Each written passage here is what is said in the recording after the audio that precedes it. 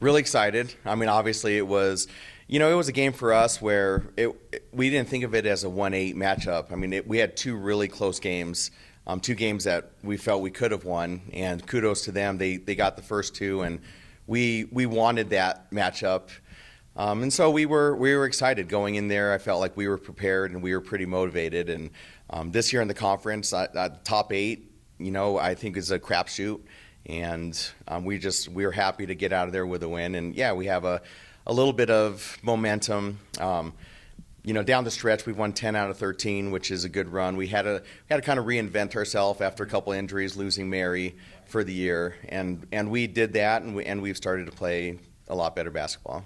Well, we have to. I mean, and I think that was a product of all the injuries we had, because there was about 3 weeks in a row where we didn't know who was going to be able to play and who wasn't, and we had to go really deep into our bench. And to be honest with you, our bench players for about the last 3 quarters, maybe even half the season, they outscored our starters.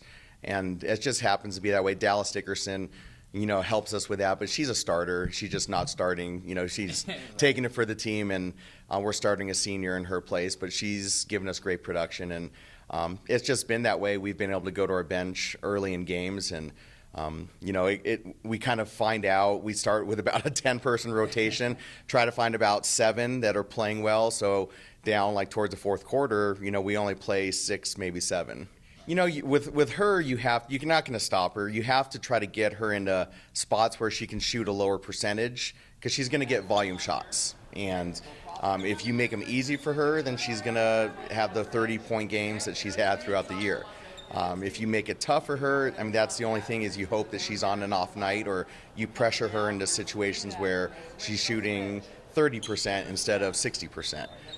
Because if you can have a high volume shooter scoring only 30% of the time, then you're doing a good job defensively. But coming into the year, I thought UCCS was the most talented team in the league, at least on paper, and there's been nothing. I still believe that. So it's going to be a tough matchup. They got us pretty good on our home court, one time that we played them, and they played great. We took away the inside, and they shot 28 threes, and the problem is they hit 60% of them.